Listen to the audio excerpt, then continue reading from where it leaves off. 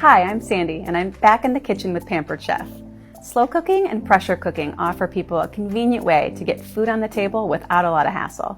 If you've ever been wondering when to use a slow cooker versus when to use a pressure cooker, you're not alone. I'm going to show you some tips on how to choose the right tool for the right time. The key difference between slow cooking and pressure cooking is a very simple one: time. Slow cooking cooks food slowly, while pressure cooking cooks food quickly. They're both options for hands-off cooking when you know you have a lot of multitasking in the kitchen to do. You actually get very similar outcomes from each with very different cooking methods. Let's dive in. Now I'm making garlic Parmesan chicken with cauliflower mash in the slow cooker. I love this recipe because it really highlights the benefit of cooking with the slow cooker. So I've already seared my chicken thighs. What's so great about our slow cooker stand is that you can sear your chicken right here in the rock crock on the stovetop and then transfer it over to the slow cooker. And then I just have one head of cauliflower that's cut up into florets, and I'm going to go ahead and press some garlic into it. So this recipe works great in the slow cooker because if you were to pressure cook cauliflower, it would turn to mush basically. I love using garlic in recipes. It's a great way to add a lot of flavor without adding too much sodium. Okay, I'm just going to give this a stir. And then on my chicken, before I seared it, I seasoned it with some Italian seasoning and just salt and pepper. First, I'm going to put the cauliflower in the bottom of the pan, top with the chicken. Also, chicken thighs are great when you're slow cooking because they get so tender and fall off the bone, and they're actually less expensive than chicken breasts, which I like. Okay, and it's that easy. I'm just gonna cover with a lid, and I'm gonna cook it on high for 3 hours. You can also cook it on low for 6 hours. If it was the weekend, I'd probably cook it on low because I'm usually not doing anything right in the middle of the day, versus around 3 or 4, I'm running around with my family. So now my food is done. I'm gonna go ahead and remove the chicken. It is smelling delicious. I'm taking the chicken out so that I can mash the cauliflower right in the pot.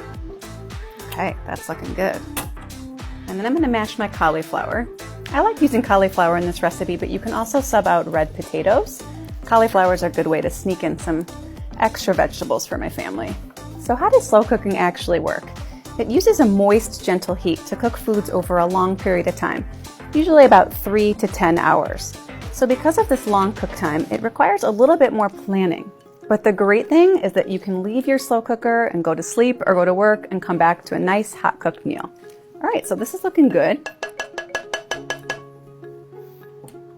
So I'm just going to transfer some cauliflower to the plate.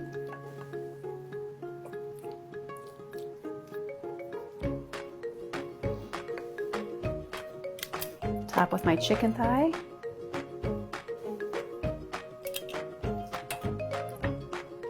Some Parmesan.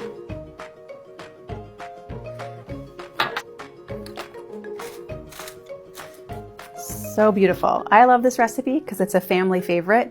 But the other things I love about the slow cooker is that it keeps food warm for a long time. So it's a great go-to for when you're having people over or having a party. I also always use it on Thanksgiving for my mashed potatoes because it keeps my stovetop free for other dishes and you can serve straight from it. So now that we've explored slow cooking, let's move on to pressure cooking. Now I'm going to make chicken Parmesan pasta in our quick cooker. This recipe really highlights pressure cooking in a few different ways. First, I already seared my chicken in the inner pot of the quick cooker. This is a great feature of many pressure cookers that you can just sear and saute right in the pot and not have to dirty other pans. Secondly, we're making pasta. Pasta in a slow cooker would just turn to mush because of that long cooking time, but because of the sped up cooking time of a pressure cooker, it cooks really nicely. Third is that we use liquid. I'm going to use a jar of sauce and a cup of water. You always want liquid when cooking in a pressure cooker. That's what helps create the steam and the pressure to cook your food. So I already have my chicken that's been seasoned with some garlic and herb rub. 2 cups of penne pasta. Just a whole jar of marinara sauce.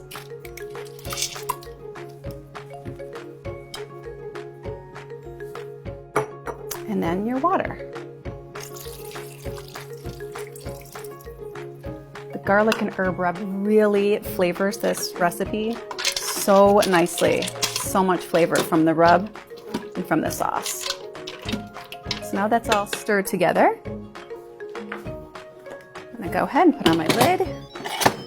I'm gonna hit custom and set the time for 5 minutes. Now that the pasta is done cooking, you want to release the pressure. There are 2 different ways to release the pressure, manually or natural release. Now I manually release the pressure for this recipe. This works better for foods that cook quicker like pasta. For longer cooking foods like potatoes or big cuts of meat, you want to let the pressure release naturally. This sort of extends the cooking time a little bit longer for those longer to cook foods. Now once the pressure is totally released, the pressure indicator will go down just like this is right now. This means it's safe to open. This smells delish.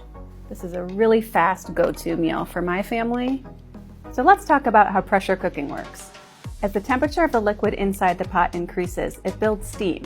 The steam increases pressure, which decreases the cooking time. Now let me tell you why I love pressure cooking. Number 1, it really locks in the flavor of foods. Number 2, because of the shorter cooking time, it preserves nutrients.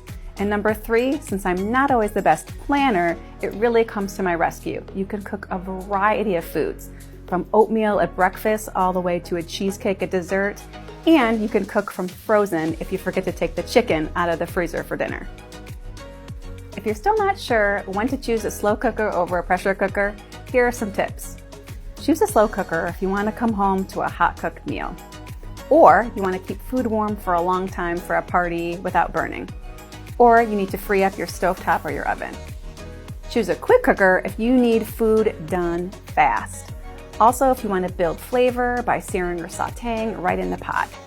And if you need to make a variety of dishes from oatmeal all the way to cheesecake. As you can see, both slow cooking and pressure cooking offer great ways for hands-off cooking in the kitchen, with the end result being a delicious home-cooked meal. Thanks for watching.